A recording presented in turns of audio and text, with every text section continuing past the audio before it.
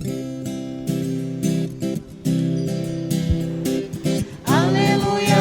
aleluia, aleluia, aleluia, aleluia, aleluia, aleluia, aleluia, aleluia, aleluia. O Senhor esteja convosco. Ele está no meio de nós. Proclamação do Evangelho de Jesus Cristo, segundo Mateus. Glória a vós, Senhor. Naquele tempo, Jesus contou esta parábola para os seus discípulos. O reino dos céus é como a história do patrão que saiu de madrugada para contratar trabalhadores para a sua vinha. Combinou com os trabalhadores 1 moeda de prata por dia e os mandou para a vinha. Às 9 horas da manhã, o patrão saiu de novo, viu outros que estavam na praça, desocupados, e lhes disse: Ide também vós para a minha vinha, e eu vos pagarei o que for justo. E eles foram.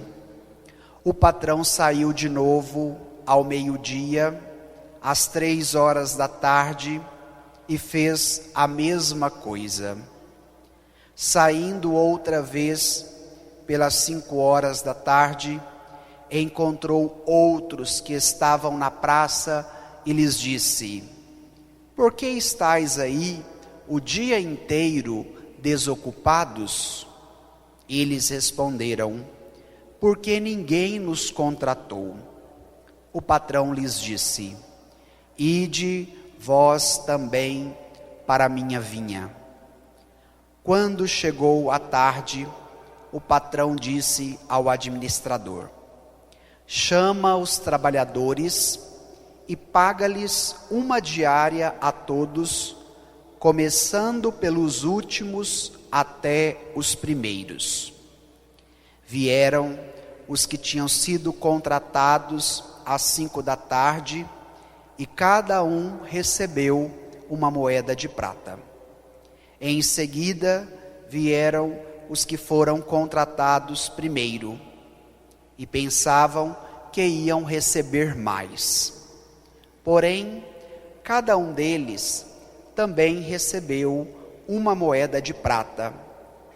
Ao receberem o pagamento, começaram a resmungar contra o patrão.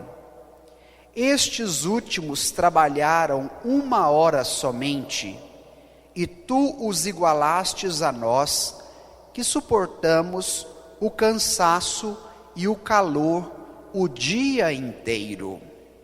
Então o patrão disse a um deles: Amigo, eu não fui injusto contigo. Não combinamos 1 moeda de prata? Toma o que é teu e volta para casa. Eu quero dar a este que foi contratado por último o mesmo que dei a ti. Por acaso não tenho o direito de fazer o que quero com aquilo que me pertence? Ou estás com inveja porque estou sendo bom? Assim, os últimos serão os primeiros, e os primeiros serão os últimos. Palavra da salvação. Glória a vós, Senhor. Então, neste momento, vamos pedir a luz do Espírito Santo para que ela nos ilumine nesta manhã, que o nosso coração se abra para acolher esta palavra e que ela possa produzir muitos frutos em cada um que aqui está. Irmãos e irmãs, celebramos hoje a liturgia do 25º domingo do tempo comum. E nestas últimas semanas, estamos fazendo o itinerário com Jesus e acompanhando os conteúdos que ele transmitia a seus discípulos diante dos ensinamentos que lhes davam. Domingo retrasado, ouvíamos o texto que falava sobre a correção fraterna quando uma pessoa erra. Domingo passado, ouvíamos o texto que nos falava sobre o poder do perdão, diante dos impasses, das mágoas e dos ressentimentos que às vezes enfrentamos nas nossas relações interpessoais. E o texto de hoje vai trazer o tema da bondade e da justiça de Deus. E é muito importante nós estarmos atentos ao conteúdo da palavra, porque de fato só podemos viver esta bondade e esta justiça a partir do momento que nós permitimos com que a bondade de Deus nos alcance, com que a sua justiça também nos alcance e seja traduzida através das nossas atitudes. E sempre quando Jesus queria ensinar um conteúdo exigente, como é este do Evangelho de hoje, ele utilizava um recurso para amenizar o ensinamento e para que ele se tornasse mais gostoso de ser ouvido. E qual era o recurso utilizado por Jesus? Contando-lhes uma parábola. Então, uma parábola é uma história ilustrativa que contém elementos do cotidiano do povo, que chama a atenção dos ouvintes, mas no final ela transmite um conteúdo de fé que precisa chegar no coração daquele que está ali perto de Jesus ouvindo. E é importante vocês saberem sobre estes elementos, porque no Evangelho de hoje o que Jesus fez? Nos contou uma parábola. É muito interessante porque nós estamos no Evangelho de Mateus, capítulo 20.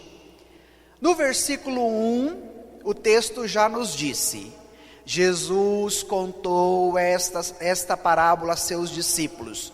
O reino dos céus é como a história do patrão que saiu de madrugada para contratar trabalhadores para a sua vinha.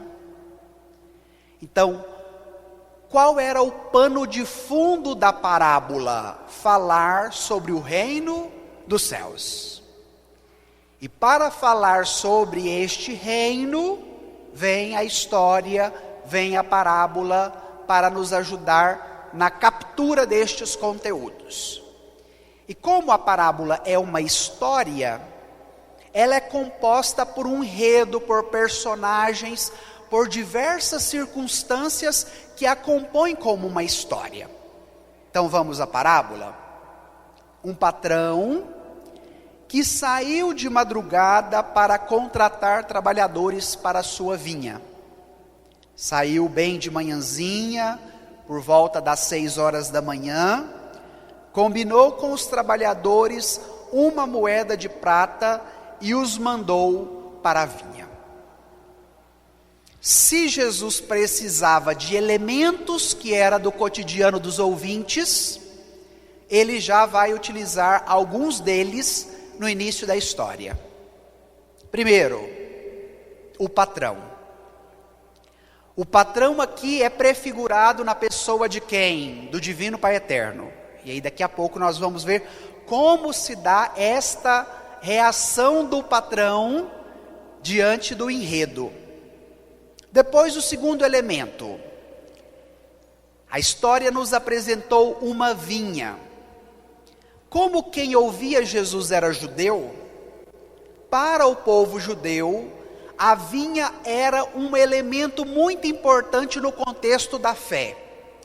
Então fica até o convite para vocês, em casa, pegue o Antigo Testamento, livro do profeta Isaías, e leia o capítulo 5. O capítulo 5 de Isaías vai comparar o povo de Deus como uma grande vinha do seu Senhor, e este Deus como o senhor da vinha, como o dono da vinha. Então, este senhor ou este patrão tem esta grande vinha simbolizada pelo seu povo, e este senhor não dorme nem cochila, mas é um senhor trabalhador, porque ele saiu às 6 da manhã, depois ele saiu às 9, saiu ao meio-dia, saiu às 3 da tarde e saiu às 5 da tarde em busca de quê? De trabalhadores para a sua vinha. E sempre quando ele saía, ele ia aonde estavam os trabalhadores. Outro elemento importante. Nesta época aqui de Jesus, não tinha classificado do popular para oferecer emprego para as pessoas. Então, quem estava desempregado naquela época, tinha que fazer o quê? Tinha que sair de casa e ir para as encruzilhadas ou as praças públicas, aonde aconteciam as grandes feiras. E quem precisava de um trabalhador fazia o quê? Ia para estas encruzilhadas ou para estas praças. Então chegava lá, tinha o trabalhador que precisava de emprego e tinha as pessoas que poderiam contratar aqueles para trabalharem para si. E é importante esse elemento do texto, porque o patrão foi ao encontro dos trabalhadores que estavam desempregados durante todo o dia. E agora nós já podemos trazer um primeiro conteúdo do Evangelho para nós nesta manhã. Se a vinha, os trabalhadores, é considerado o povo de Deus, cada um de nós também que somos este povo, nós temos um Deus que é trabalhador e que sempre se dispõe a vir ao nosso encontro aonde nós estamos. Mesmo que sejam nas praças ou nas encruzilhadas da vida, porque este Deus é um Deus trabalhador, que saiu às 6, que saiu às 9, que saiu ao meio-dia, às 3 e às 5 da tarde, porque Ele não descansa enquanto Ele não alcança os seus. E aqui devemos entender, o divino Pai Eterno não descansa enquanto não te encontrar na sua história, na sua vida, nas suas buscas, nos seus anseios. E Ele vem ao nosso encontro para nos fazer um convite. Qual foi o convite que o patrão fez aos trabalhadores? Vinde vós trabalhar na minha vinha. A vinha é do Senhor, e ela necessita de colaboradores para que ela possa existir. Transferindo isso para a dimensão da fé, se a vinha era considerada a grande seara do Senhor, Ele na sua benevolência, no seu amor, quis precisar de nós para esta vinha. E aqui vem uma outra provocação: o seu lugar na vinha do Senhor é seu. Ninguém pode ocupar o seu lugar, aquele que pertence a ti. E é por isso que o dono desta vinha não desiste de você, indo em diversos momentos da sua história, da sua vida, daquilo que você passa, para te convidar: vinde você trabalhar na minha vinha também. Mas às vezes nós temos um coração endurecido, uma cabeça dura, e de repente não ouvimos, ou até mesmo ouvimos, mas não atendemos a este convite. E hoje esse evangelho precisa nos provocar de tal maneira que nos abramos a este convite que o Divino Pai Eterno nos faz: vinde para minha vinha. Voltando à história. Todas as vezes que o patrão saiu para chamar trabalhadores, ele combinou com eles um valor. E qual foi este valor? Uma moeda de prata. Para nós entendermos este preço, precisamos voltar ao contexto da época. Nesse período da história, as pessoas recebiam por diária quando elas trabalhavam. E de maneira geral, uma diária valia 1 denário, que depois foi traduzida para esta vertente do lecionário como uma moeda de prata, para ficar mais acessível aos ouvintes, a cada um de nós. Então, o patrão conhecia as relações trabalhistas, sabia do valor estabelecido no campo da justiça, que consistia em uma moeda de prata. Então, quando o patrão sai em busca de trabalhadores, o patrão também faz a proposta do valor que lhe será pago no final do dia trabalhado, 1 denário, para que os trabalhadores pudessem ir trabalhar. Por que é importante nós nos atentarmos a este detalhe? Porque daqui a pouco, na hora que nós formos analisar a segunda, que já está mais no final da história, vai ter um descontente com o patrão, achando que o patrão foi injusto no que ele pagou. Mas nós vamos chegar lá daqui a pouco.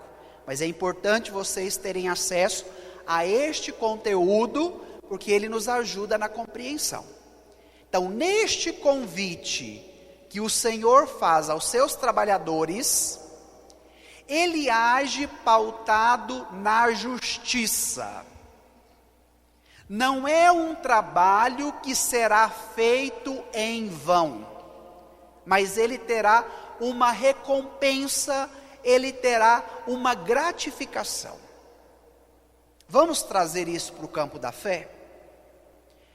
Em muitos momentos da nossa história, nós nos aproximamos numa relação com Jesus interesseira.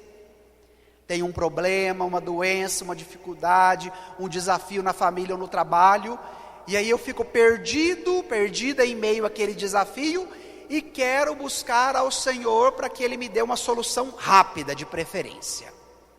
Então pode ser que nesta proximidade com Ele, eu esteja mais interessado que Ele me dê o que eu peço, do que eu receber o que Ele quer me dar.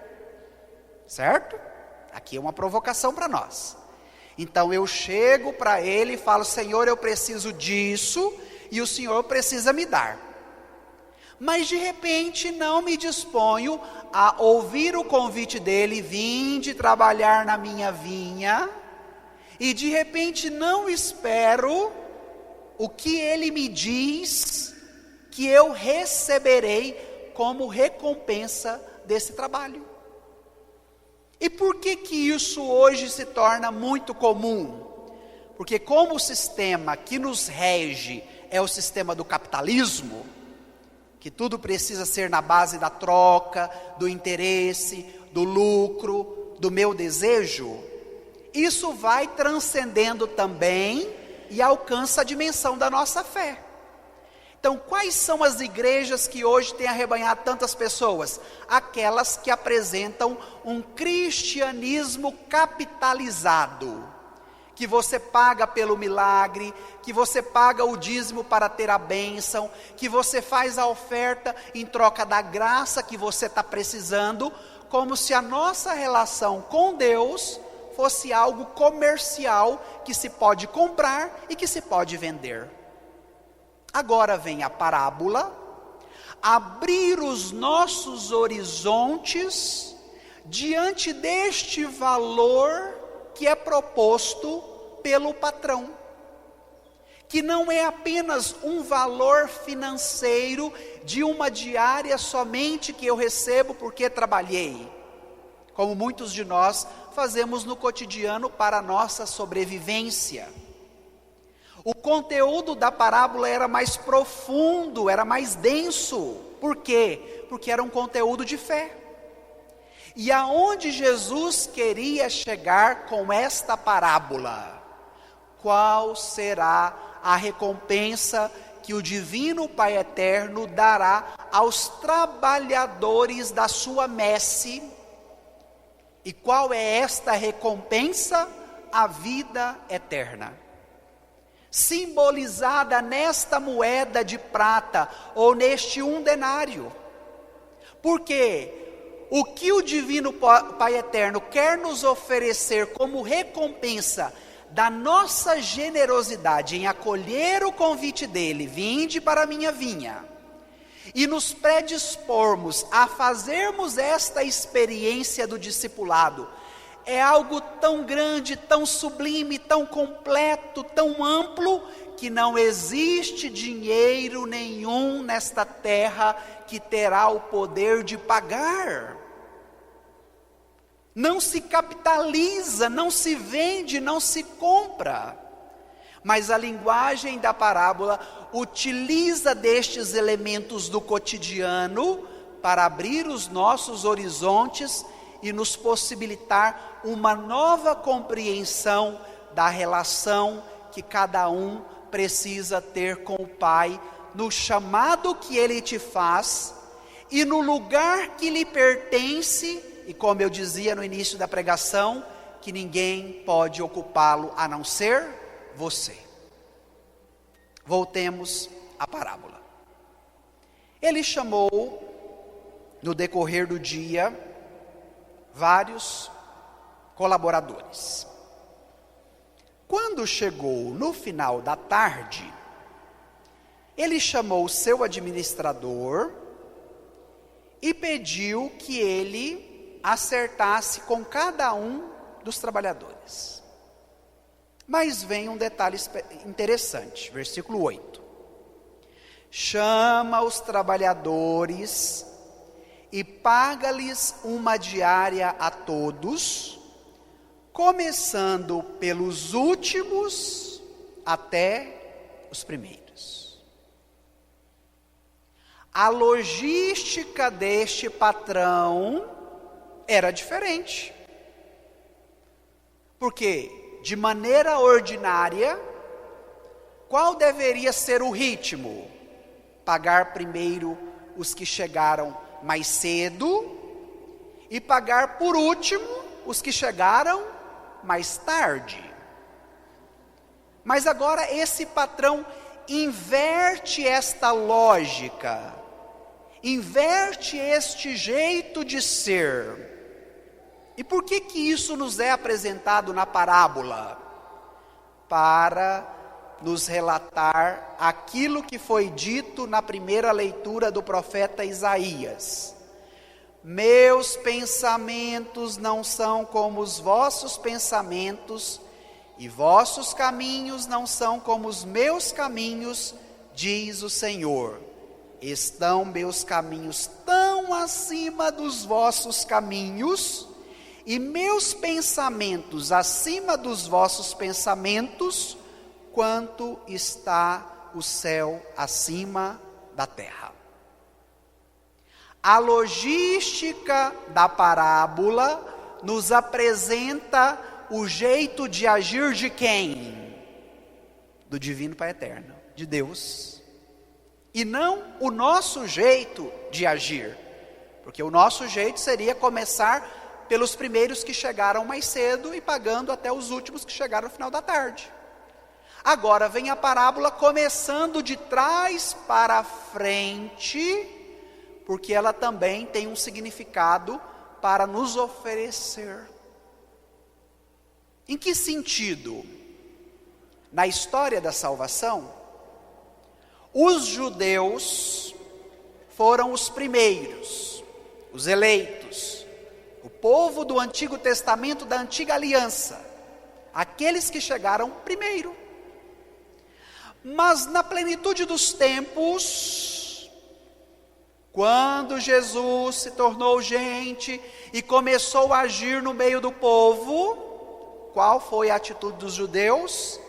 De não acolherem a sua salvação, de não aceitarem os seus ensinamentos, ao ponto de condená-lo à morte mais cruenta que se poderia ter naquela época, que era a morte de cruz.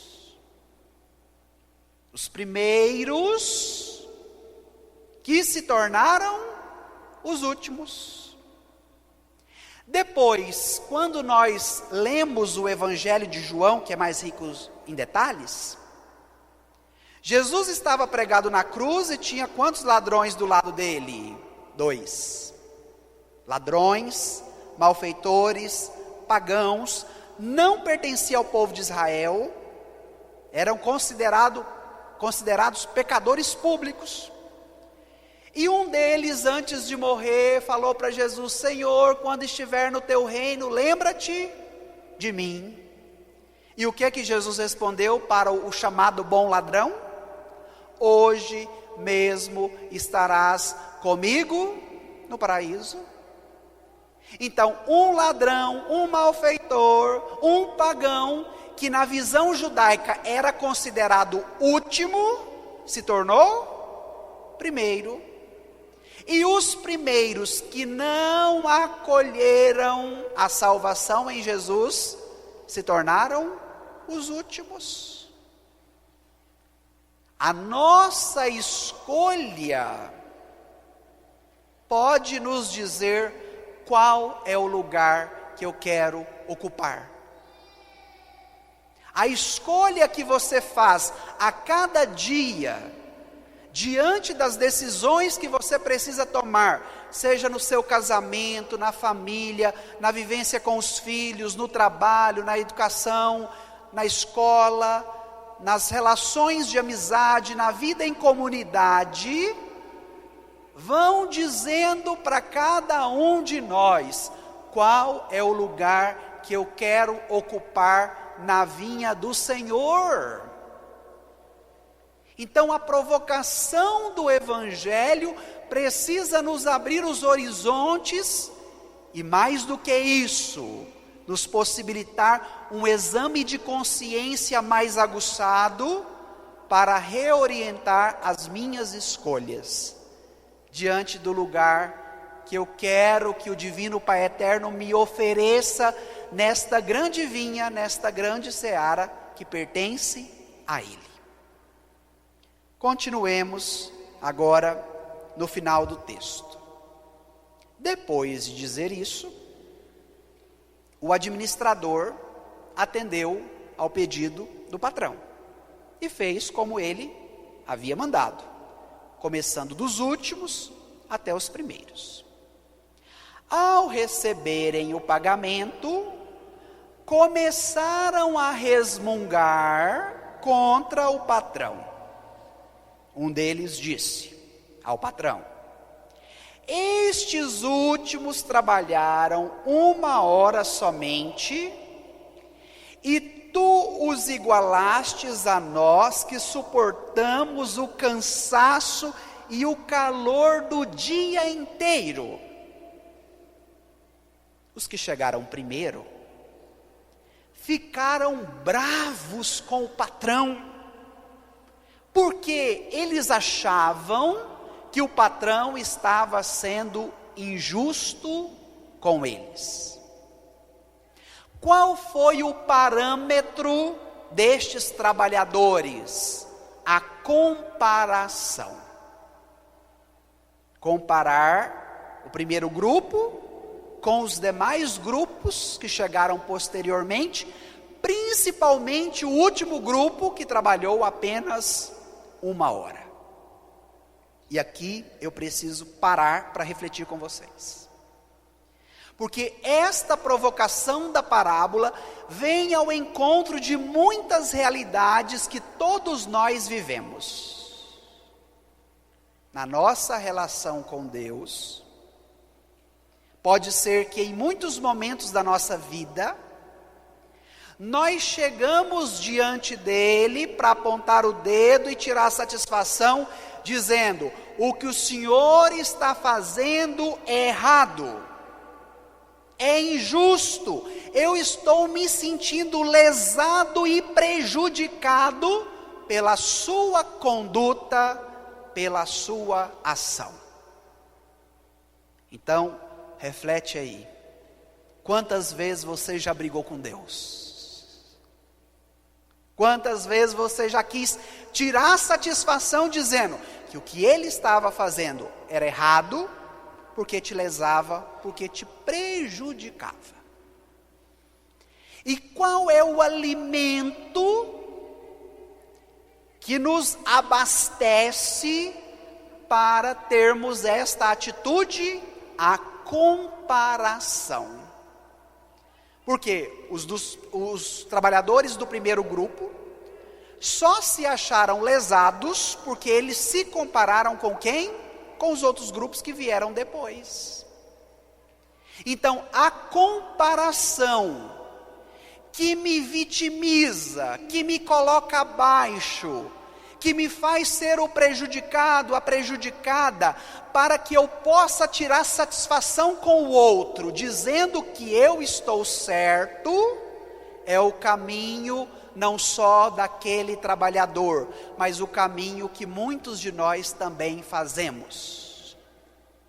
E aí vem mais uma provocação: quantas vezes você já se comparou com os outros, nas circunstâncias que viviam, para se sentir menosprezado, ou às vezes até rebaixado, para legitimar a sua conduta, as suas reclamações, as suas murmurações, porque houve esta comparação.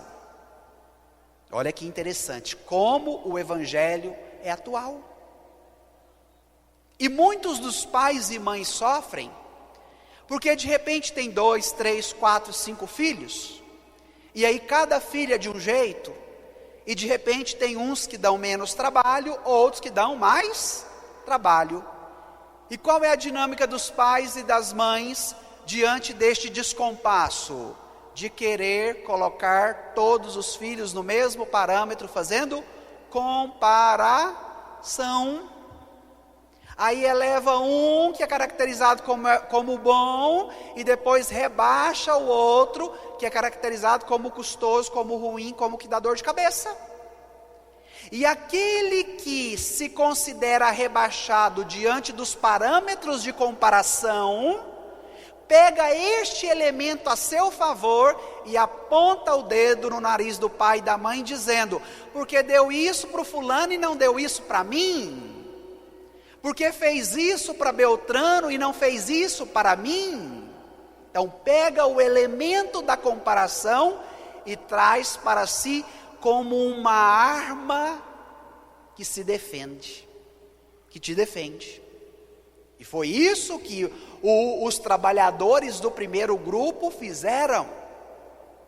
E o Evangelho quer nos possibilitar um caminho de fé, um caminho interior, que nos tire do elemento de comparação e que nos transcenda para um elemento maior, mais completo, mais consistente, que é o elemento da fé.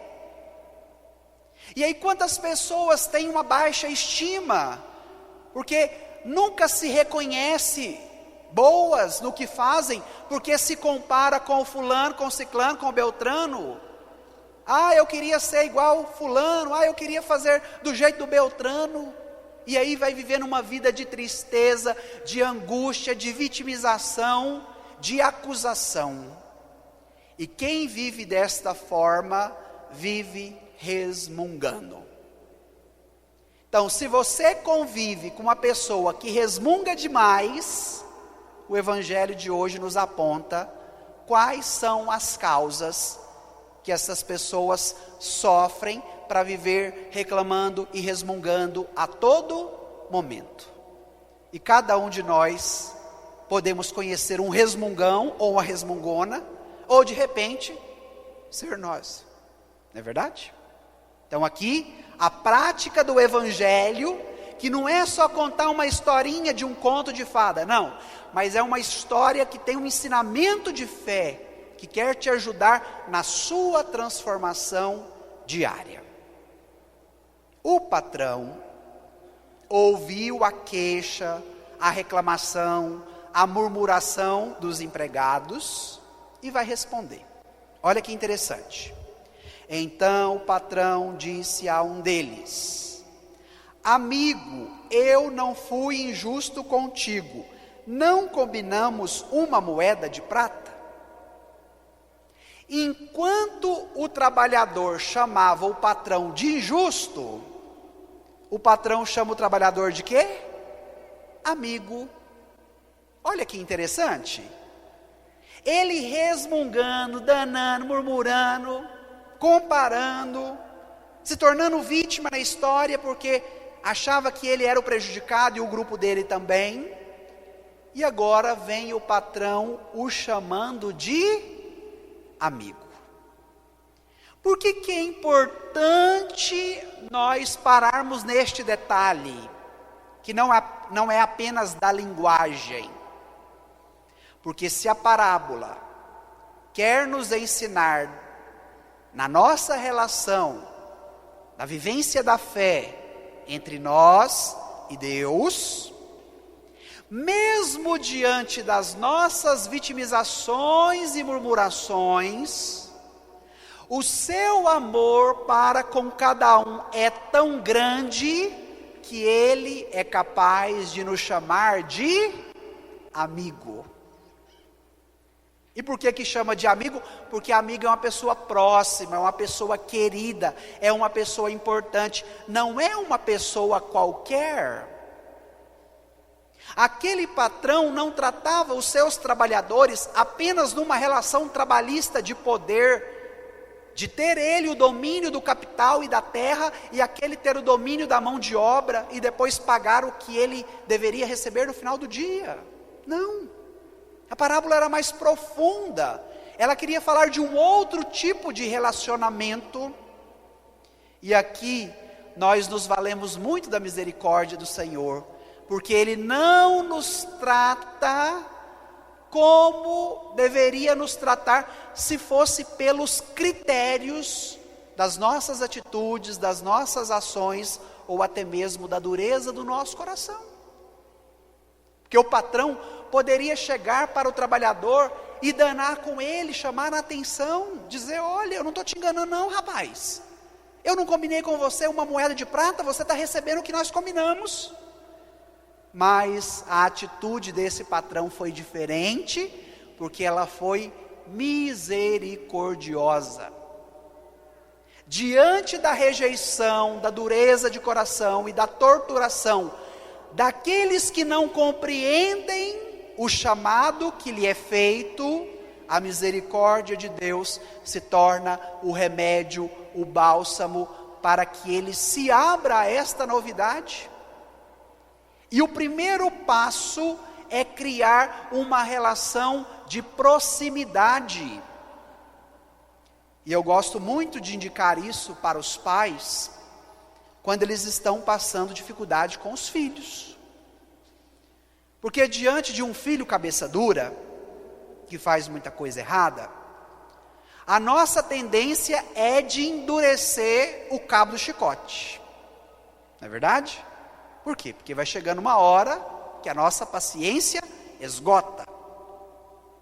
Mas se nós agirmos com violência diante daquele que está no caminho do erro, a nossa violência não nos possibilitará um caminho que possa ser transcendente para resolver a situação difícil. E aí entra qual via? A via da misericórdia, que pode transformar a vida do resmungão, do reclamão. Era isso que o patrão estava tentando fazer com aquele empregado. Enquanto ele estava brigando, reclamando, resmungando, se achando lesado, vem o patrão numa linguagem misericordiosa, o chamando de amigo, se aproximando dele, para corrigi-lo e instruí-lo no caminho certo.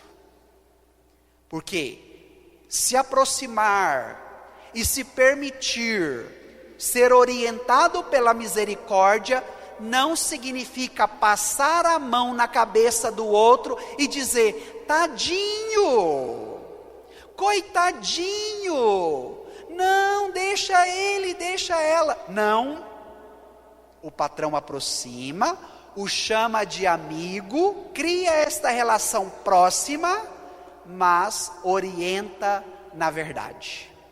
Olha o que o patrão vai dizer para aqueles: amigo, eu não fui injusto contigo, não combinamos uma moeda de prata? Toma o que é teu e volta para casa. Eu quero dar a este que foi contratado por último o mesmo que dei a ti. Por acaso não tenho o direito de fazer o que eu quero com aquilo que me pertence? Ou estás com inveja porque estou sendo bom? Então o patrão foi direto e objetivo. Educou, ensinou, provocou o outro a uma reflexão das suas atitudes. Então agora vem o ensinamento prático para a vida. Diante dos impasses, dos problemas, principalmente os familiares, quais são os passos que devemos dar? O primeiro, da misericórdia, da proximidade, simbolizado na parábola, chamando de amigo. Depois, o segundo passo, a misericórdia sempre nos exorta à verdade. E a verdade dita precisa ser dita na caridade. Não numa demagogia de me colocar acima para ter que rebaixar o outro que está errado. Não. É uma misericórdia que me leva a colocar-me olho a olho com o outro, para exortá-lo na verdade, para propiciá-lo um caminho que vai fazer a diferença para o bem dele, e que este caminho somente ele pode fazer. Por isso que o patrão faz duas perguntas. Por que você está se incomodando porque eu estou sendo bom? Eu não posso fazer o que eu quero com aquilo que me pertence? A pedagogia da correção. Não foi de apontar o dedo no nariz daquele empregado e chegar o chicotinho nele dizendo tudo que ele estava fazendo de errado e que ele deveria deixar de lado para fazer o que era certo. Mas a pedagogia do patrão é de questionar o empregado para que ele reflita sobre as suas atitudes e esta reflexão o leve a uma mudança de atitude. E é esta pedagogia, meu irmão, minha irmã, que você precisa utilizar na superação dos problemas que você passa a cada dia. Primeiro, misericórdia. Segundo, verdade. E terceiro, reflexão. Questionamento, provocação, que leva o outro a ficar com a pulga atrás da orelha, dizendo: o que eu estou fazendo está errado. Eu preciso mudar. Quando as pessoas vêm na confissão ou na direção espiritual, eu sempre digo a elas: o meu papel aqui não é de dizer o que você precisa fazer ou não fazer. A minha missão aqui é abrir os seus horizontes, te provocando numa reflexão de diversos elementos que de repente você ainda não contemplou, para que você tome uma atitude de acordo com a vontade de Deus para a sua história, que vai ser o melhor para você. Mas hoje nós queremos que as coisas sejam resolvidas rapidamente. E aí a nossa ditadura é de resolver rapidamente, dizendo o que o outro tem que fazer. e de repente você chega com a força do seu chicote, diz o que o outro tem que fazer, ameaça, briga, xinga, depois de meia hora, o que você disse não adiantou absolutamente nada. E o outro que foi exortado por esta pedagogia sua, continua do mesmo jeito. Então veio o Evangelho agora nos ensinando para a vida prática, para que de fato a nossa conduta na correção também seja diferente. Qual era o elemento que nutria o coração daquele empregado? A inveja. Por quê? Porque a inveja faz com que nós olhemos para o que é do outro com um olhar de maldade, como se o bem do outro nos prejudicasse, por isso nos incomoda. Aí vem a nossa vigilância, porque não só esse trabalhador sentia inveja, nós também sentimos. E aí vem uma outra provocação para você. Quantas vezes na sua história, alguém próximo a ti, chegou para te dar uma boa notícia, e aí você deu aquele sorrisinho amarelo, falso, dizendo, que bom, nossa, parabéns pela conquista, mas dentro de você, um sentimento lhe tomou de tal força, que te fez pensar, por que ele e ela conseguiu e eu não? Por que ele e ela tem e eu não? E aí vem a pergunta, você se alegra com a alegria do outro, com a conquista do outro, ou isso se torna elemento que te incomoda e que te provoca a uma resistência interior, porque a inveja te domina diante da bondade que lhe é apresentada? O sentimento que dominou o coração daquele empregado foi o sentimento da inveja. Porque a bondade do patrão para com os outros trabalhadores que chegaram mais tarde foi tão grande que ele se incomodou com esta bondade, se achou prejudicado e quis tirar contas daquilo que achava, dizendo que a bondade com o outro o lesava. Se o lesava, ele não deveria se alegrar.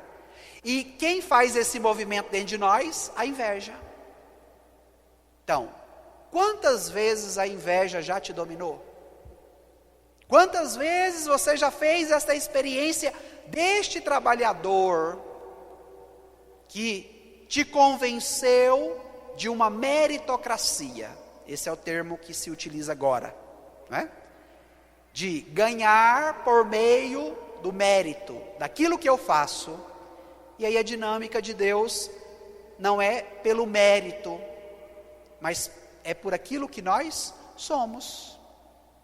Então Deus nos ama não somente por aquilo que nós fazemos, mas Ele nos ama em primeiro lugar por aquilo que nós somos.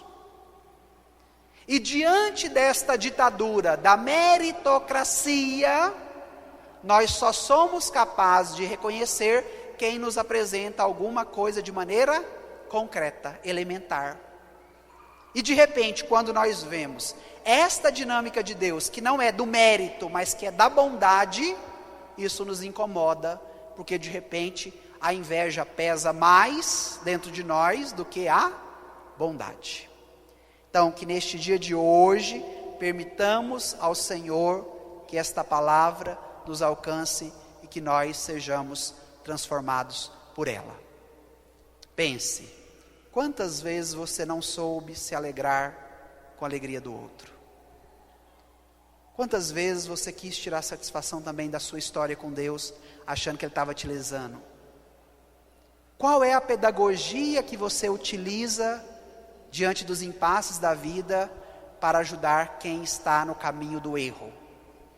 É a pedagogia do Evangelho ou é a pedagogia da meritocracia que de repente te domina? Então que nesta manhã peçamos ao Senhor esta graça para que Ele nos oriente de acordo com a sua palavra. Então agora nós vamos fazer um breve silêncio, pedindo isso ao Senhor. Feche um minutinho os seus olhos e peça esta sabedoria do Evangelho para a sua vida, para a sua história, para o seu trabalho, para a vida da sua família, na convivência com quem você vive e mais do que isso, na sua relação com Deus.